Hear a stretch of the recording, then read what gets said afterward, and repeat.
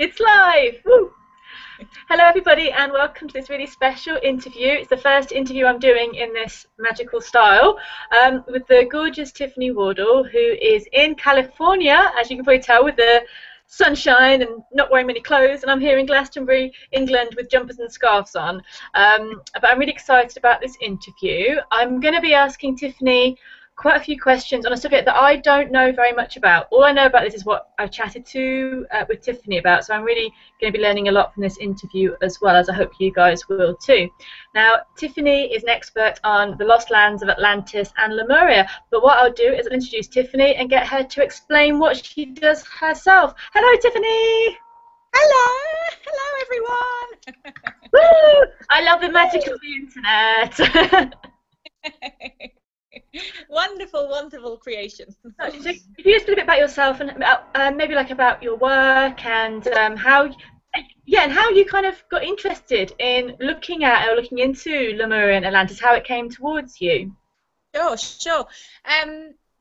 I am a psychic and I have been to California. Do you know, I've been here 6 times in the last 2 years. Wow. And I'm always searching for clues on Atlantis and Lemuria.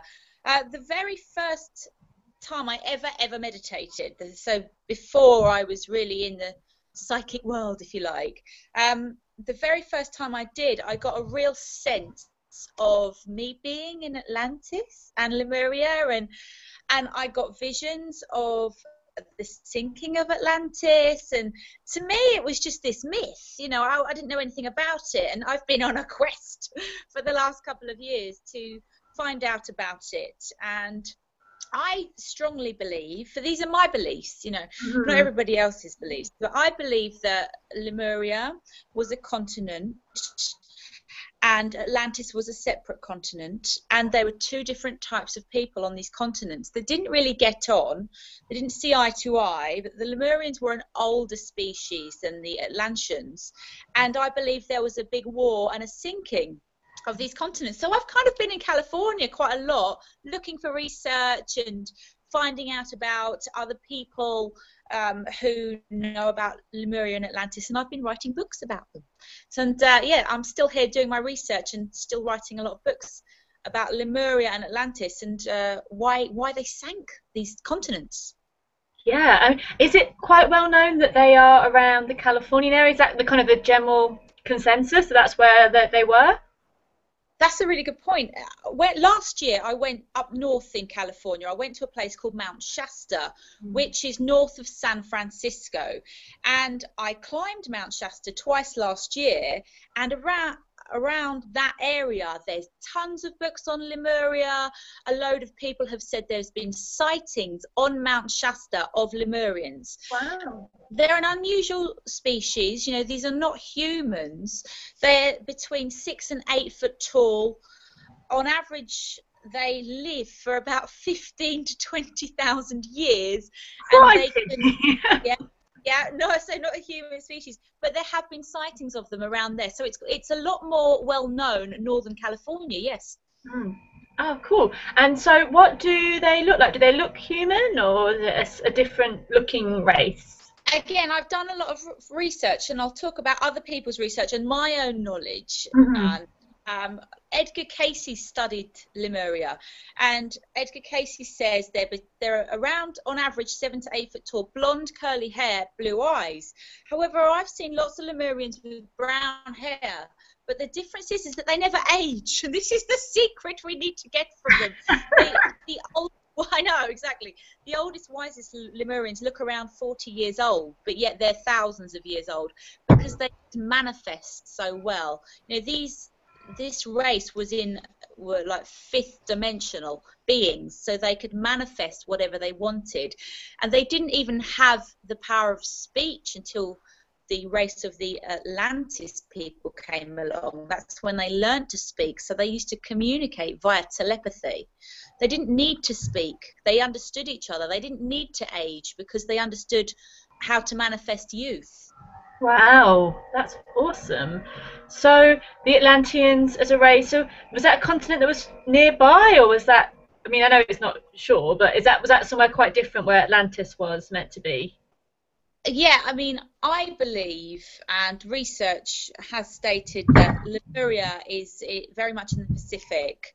So from Australia, Japan, there is a big gap in the map if you have a look at it, from the west coast of California going further west, and there are beliefs that Lemuria was there, whereas Atlantis, they say, if you actually look at the coast of Greece and Athens and around there, that's where Atlantis was meant to sink. So yeah, two different places. Ah, cool. But they didn't get on. They weren't friends. Was there a reason for that, or was that just people not, people not? I know they weren't people, but species just being annoyed by each other. Well, the Lemurians were apparently around for millions of years, whereas Atlantis was only around for 12,000 years. And when I say only, we're only like 2015, so there's a big difference. But the Atlanteans were very new, and they thought they knew it all. They were very left-brained, more scientific. They were, according to Edgar Cayce's studies, very masculine in their belief systems, where the Lemurians were very right-brained, very feminine. They were very like peace man. They were all about love and peace, and didn't believe in war at all. Didn't want a hierarchy. They believed in meritocracy. They believed that everyone was equal. Whereas the Atlanteans came along and they put in a hierarchy. They believed that if you were good at something, you could be the best at it. And so they just didn't see eye to eye. And because the Lemurians were such an older species, they firmly believed that their way was the correct way. Whereas Atlantis, they had a point to prove. So if you like, it was the masculine and the feminine species. And the belief system is, but again, this is all kind of hearsay, but this is my belief, is that neither were right. One was a bit too one way, one the other. So they're trying to create a species that's a bit of both.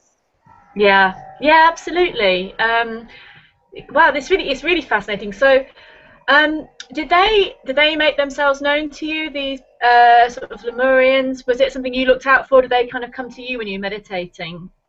The very, very first meditation I ever did, a king and a queen came up to me. And you take from this what you like, but this was my experience, and they showed me this war and this sinking, and I didn't know they were Lemurians. I really didn't. I just was like, hi king, hi queen, kind of thing. But they didn't leave me alone. And I actually yet again meditated yesterday, and I was like, hi king. And it was about 2 or 3 years later, I was sat in a coffee shop in London, and this kind of spirit guide came up to me in a coffee shop and pointed at a website, and I was actually looking at the priest Adama's website of Lemuria just because I was interested. I kept being interested in Lemuria, and I started to study Lemuria, and I then became a Lemurian healer, and then I became a Lemurian healing teacher. Then I wrote a book about Lemuria, and this guy called Adama kept kind of coming in telling me he was the main priest of Lemuria, and he pointed at Mount Shasta and told me to go there, so I went there. Awesome. I've kind of been friends with this race ever since, and I've come to learn or believe that this king and this queen were my parents in that age. So and I firmly want people of the Western culture and Western civilization to know about this motherland called Lemuria, because a lot of us came from there. Do you think that there was sort of a calling, sort of you felt that that you didn't belong, like with people? Like, is that kind of sense that when you connect with Lemuria, you feel more at home than maybe when you go to the coffee shop in London or yeah, exactly. Well, I have a huge, strong connection to the Pacific Ocean, and when I'm here, I never ever want to leave the sea. It's almost like I want to go into the sea and just stay there. And speaking to other people around the Pacific, people in Australia, Fiji, Japan, or California, people do have this strong pull towards it. It's almost like a magnet to me. I can't get away from it, and it's the only time I've ever really felt home. It's the only time I've ever really felt accepted. And I do definitely, as you said, feel more connected to the Pacific, which I believe is Lemuria, than I do sitting in a coffee shop in London, yes. I think that's fair enough. I think we all might be Lemurian then. Then isn't like the symbol for Starbucks like a mermaid or something, isn't it? Yeah, yeah, and it was Starbucks I was sat in. Wow. So, if people wanted to, with Lemurian healing, I mean, how does that work? Is that something that's been channeled, or is that something that was learned somewhere, or? I learned it from someone else, and then I adapted it and changed it and kind of put my own take on it. But it's said that Lemurian healing is 10 times the power of Reiki. And there's a Lemurian priestess called Amara, Amara, who is the priestess of the ocean. And from my own channelings and my own meditations, she kind of commands the ocean, and she uses this incredible power that is Mother Earth and Mother Nature to heal people and Lemurians. And she uses natural sources, and I strongly connected with that. I was like, you know, we can't tell Mother Earth, Mother Nature what to do, but we can work with Mother Nature, and we can help other people with this amazing ocean that we have. So there are certain symbols that you use. Some are for confidence, some are for power, some are for structure, some are for physical ailments, and you can kind of learn these symbols and then do Lemurian healing yourself. It's powerful stuff, Laura. I bet. I want to do this. It sounds cool. It sounds amazing. Really amazing. So, so is it thought that there are, obviously there's been some sightings, some surviving Lemurian people, and if so, where are they hanging out, apart from in California? Are they under the sea, or are they in other places, or is that a big question mark? Huge question mark, but I can tell you kind of what I found, because I've travelled Arizona and California looking for them. There have been sightings, but they mainly have gone underground now. So it's a bit like searching for the elementals or the mermaids or the angels, you know. You have to believe. There have been sightings above the mountain in Mount Shasta. You know, there are lots of talks around California and in books about Lemuria where someone's chatting to someone and they've been very tall or they've looked quite different, and they've had very, very blue, icy blue eyes, that beautiful kind of turquoise blue eyes, and then these people have disappeared. But then I actually went down to Arizona on this trip as well. I flew into Phoenix and I went to Sedona.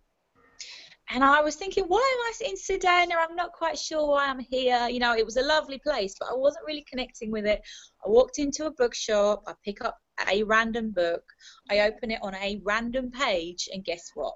The main headquarters of Lemuria are apparently within the rocks of Sedona, and the Lemurian seed crystals are apparently buried within the rocks of Sedona. So when you go to Sedona and you feel these fantastic energy vortexes, you can't help but feel this incredible energy when you're there. It's apparently because of the Lemurians being there. And so yes, there have been sightings of Lemurians in Sedona, also in the Santa Monica Mountains in California, which is where I am right now, and also Northern California. A friend of mine who I met up with, she was in Kauai, which is a part of Hawaii, and she was there, and she herself with her own eyes saw these very tall people, and she said they had almost like gills on their face and they dived into the sea. And wow. She believed them to be Lemurians, and they had gone under the sea. So, I mean, that's not something I've seen or know anything about, but she said it's as clear as day she saw them. Wow, that's really, really, really fascinating. And do you think it kind of links in with the myths and the legends in sort of Europe and in Ireland of the Tuatha De Danann, who are the Sidhe, who are the now known as the fairy race, who are again tall, not magical, very powerful beings, magical beings that were thought to have gone underground because they were banished by the later races, and so they're thought to be the big fairy mounds, the big she mounds. It's the entrance to their world. So it kind of sounds similar. These ancient wise races from all over the globe have either gone underground, whether that means literally underground or into another dimension, because I guess their energy is not the same as our energy, is it? They're probably a little bit easier to go into different dimensions than us. Well, I think because Lemurians are fifth dimensional beings, Mm. they, as I said, they lived for thousands of years, but they could manifest way beyond time. They didn't have any conception of time like we have, so they knew what was going to happen. They were told Lemuria was going to sink, and some of them sank with Lemuria because they would not leave the motherland, and they were quite happy to drown with it because they understood they weren't going to die. They were just going to become something else or go back to their home, which was actually the Pleiades. Or they wanted to go down with the motherland because the motherland of Lemuria was fifth dimensional, and they knew that they would struggle in the world as it is today. So yes, I do think they agreed to go underground because us mere humans would not have understood their energy, being fifth dimensional. We're not a race that's mature enough to quite manifest at their level yet. However, in many books it's saying that Lemuria will rise again, or that people will see it again when we're ready to see it. Yeah, yeah, and that's, yeah, definitely. And would be the Atlanteans? Are they of a similar energy? I know they're a lot less, a lot younger, but were they aware of what was going on, or were they a little bit more,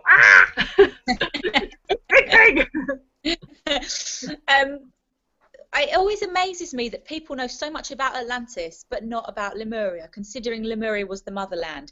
But I put that down to Lemurians being fifth dimensional beings, and if they wanted to be hidden, they'll be hidden, you know. And I think slight pieces of information are coming out now because people are just changing their awareness, especially after 2012. I think we kind of raised the energy of the vibration of the planet then. And I will quickly say that I did some studies of Einstein, and it was Einstein who said the reason that the Earth is on a tilt is because there must have been some incredible tidal wave or storm or natural disaster, which I believe to have been the sinking of Atlantis and Lemuria. So I don't think Atlantis were willing to go down with the ship, if you like. I think the Atlanteans knew about it but fought it. I think they were more egotistical, if you like, and they were like, no, we rule, and we will fight this tidal wave, or we will fight this, and we will not go underground. Whereas Lemurians, more peace and love and joy, and were happy to go down with their country, if you like. So very different, I think, the people from Atlantis in the way they dealt with the natural disaster. Okay, so Lemuria went first, and is that just, or did it? I think you said something about Lemurians. Some of them went to Atlantis or went there. That's right. Yep, that's right. Some of them chose to go to Atlantis, apparently. Some of them have mixed with people from like Machu Picchu and the Aborigines and obviously California, as I said. But some did go to Atlantis, and they did learn the Atlanteans' ways. But they actually apparently sank Atlantis 5 times. Wow. 5 times they tried, because Lemuria sank first. Then some Lemurians went to Atlantis, so they tried to mix the species, and they sank it 5 times, because 5 times what happened was the Atlantis people would learn to manifest, and they were supposed to manifest for good, but they end up being a bit greedy, and they were kind of, if I'm honest, becoming quite human in the way they were. Like, it was all about stuff and things and materialism. So then they'd sink Atlantis and they'd start the species again. But apparently they just kept doing it. So in the end, they sank it for the 5th time, and that was it. And that's why I think they kept fighting back. They were like, no, we can do this. We can make this amazing race. But it didn't quite work. No. Wow. So, yeah, because everyone does know about Atlantis. There's like BBC television program called Atlantis. It's, you know, it seems to be quite again, maybe because of the more warfaring aspect or the more recent energy with it. But were there spiritual? I know it's a different kind of spirituality, but is there spiritual stuff to learn from the Atlanteans as well as the Lemurians? Oh, 100%. I mean, still a far greater race than us mere mortals, you know. They were still manifesting. They were still their use and their creation of time and space was totally different. Like they had a sport there of, and I see it quite clearly in my mind, so I do believe this, where they used to jump over balls, as opposed to we've adopted it to this the bullfighting, whereas they would jump over these creatures, but they would leap in the air like 15 feet high, and they could see things ahead of time. So there's still things to learn from them, because they could still manifest, and they could use time and space so differently to the way we can. They understood that there was no such thing as time and space. So yeah, a lot to learn from the Atlanteans. I remember seeing, I think, the Minoans, and the ancient Minoans, that would have been around about probably where Atlantis is meant to be, and there's some statues of people leaping over bulls there, isn't it? So maybe that was something they took on, or attempted to take on from. Absolutely. I mean, apparently the gods, the powers that be, told the Lemurians they're going to sink Lemuria, and said, some of you will go down with the motherland, some of you will go to Atlantis, some of you will go to California. And what they did, they put their information, almost a bit like we have history records, they put their information into Lemurian seed crystals, and they buried them in the motherland for us to find. So Atlantis would have had this information about the bull jumping, about some of the pottery they used to do, about manifestation, because it was put into crystals and buried in the earth. So yes, with the Minoans, and yes, with the Aborigines, and yes, with the Californians, they will be getting this information through crystals or through just channeling or feeling it, absolutely, and taking on some of the traits and some of the sports from these continents. Awesome, that's cool. That's really, really, really interesting.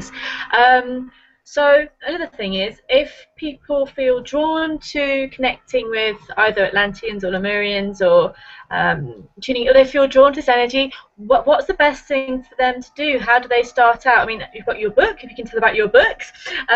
What would be the best thing for them to do to open up to this energy if they want to learn more? Well, what I did, I learned the healing first, because that opens me up, opens up all my chakras and opens up my energy field to this new way of healing, which is very deep. And then I wrote a book about the healing with all the symbols in it and how you can become a Lemurian healer yourself.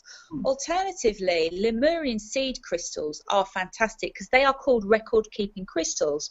So you can just meditate with the crystal and see what comes through.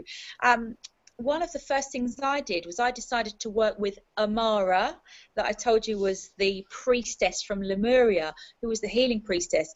And if you want to work with her, if you want her to come forward, the answer I got was very simple. You just kind of open up your heart and you open up your arms and you just say her name, Amara, because it's such a powerful name. The word Amara is actually the main healing word in Lemuria as well. So if you do want to connect with her or Lemuria, you can just open up your energy and say her name 3 times. That would also work.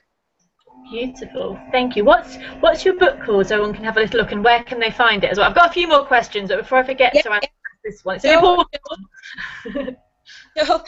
The book's on Amazon by Tiffany Wardle, and it's called A Trip to the Motherland, Lemurian Healing. If you tap in Lemurian Healing, you'll find me. Awesome. Excellent, perfect. What I wanted to ask also is, I mean, I don't know much about this, so it could be a silly question, but is there any link between mermaids and Lemurians? All right, that's a great question. You're so psychic, Laura. Look at you. You're so channeling right now. You see, I totally feel the mermaid energy, and I think I've had a previous life as a mermaid, and that's been confirmed to me by other psychics as well, such as yourself, Laura Dallaghan, the incredible psychic that you are. It was only yesterday that I was meditating on the war between Atlantis and Lemuria when my king and my queen turned up as usual and gave me some information, and I thought, oh, maybe the Lemurians became mermaids, but apparently they didn't, because they were 2 totally different energies. However, they completely respected one another. It would be like us looking at the birds or us looking at animals. They would look at the mermaids and just respect each other as being quite different types of energies. But this was before mermaids and Lemurians went underground and stopped being seen by humans because humans may not understand the energy type. So yeah, mutual respect, I think. Okay, cool, awesome. That's good. And also, in sort of the messages you've had from the priestesses and the kings and queens, is there any messages that they really want people to have to know? Is it something that you feel they're trying to tell people, or let people know, or want people to do? Oh, absolutely. Absolutely. I feel like I want to be a spokesperson for them, and I don't care how crazy it sounds, or the amount of people that believe me. It's become instilled within me that I am speaking on behalf of this incredible race that were just full of love, and that was it. No, I mean, can you imagine a life of just pure love? No, absolutely no war, just a meritocracy. Everyone was equal and manifesting whatever you needed. No greed, no ego.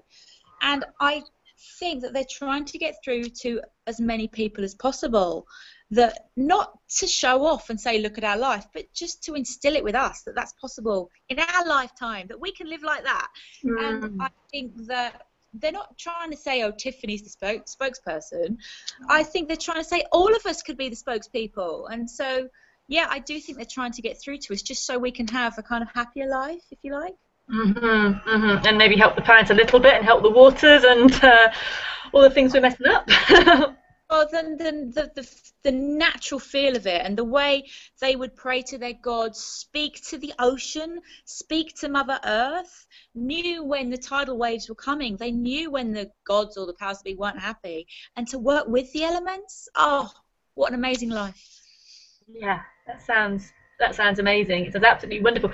It's really, really fascinating, and it's something that I'm really interested in learning more about. So I was thinking, if maybe another time, if we did an interview, we could do a public interview, maybe get people at home to ask their questions as well. If you would mind come back and do another interview for me sometime. Yay!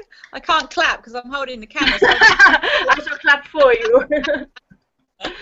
Love to. Yeah, love to. That'd be awesome. So if you've got a question for Tiffany and you'd like to know about Atlantis and Lemuria, maybe contact me on my YouTube channel, and we can organise another interview where you guys can get involved and ask your questions as well. If they want to check out your website and how you work, Tiffany, what's your website address? It's www.tiffanyWardle.com. Awesome. Simples. Doesn't have nothing. Perfect.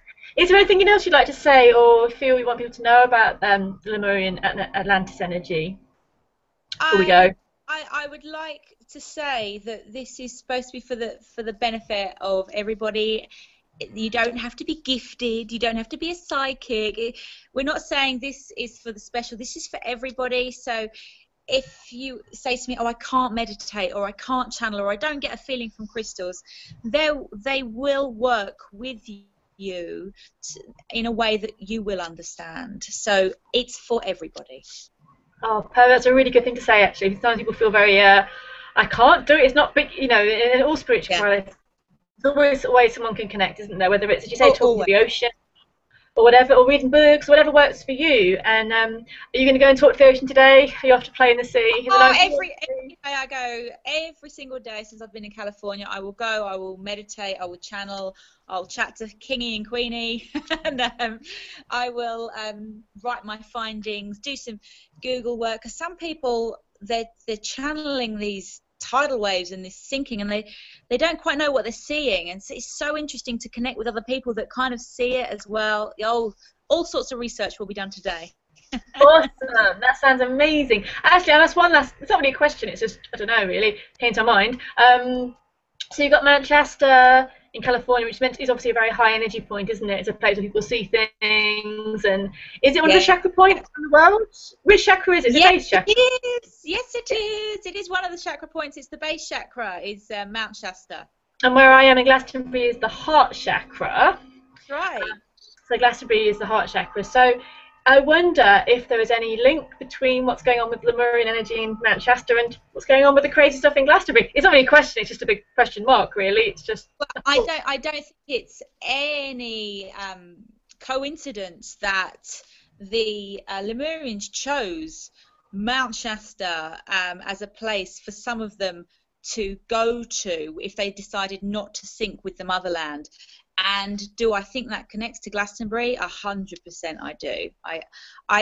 Yesterday I was meditating, and one of the kings from Lemuria drew me a grid from Sedona into the Pacific to the Santa Monica Mountains up to Mount Shasta, and I bet if we finish that grid it will also include Glastonbury.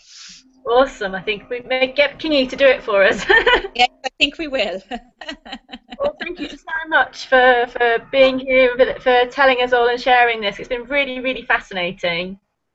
It's been great for me. It's been like, oh, there's a lot of knowledge coming out there that I didn't even know I had. So yeah, it's good, isn't it? Because it reminds us of how much we know, really. So it's been great. It's been great. Oh, well, happy sea times and happy researching, and hopefully get you back soon to the interview. Thank you. Lovely to speak to you, Laura. Lots of love. Take care.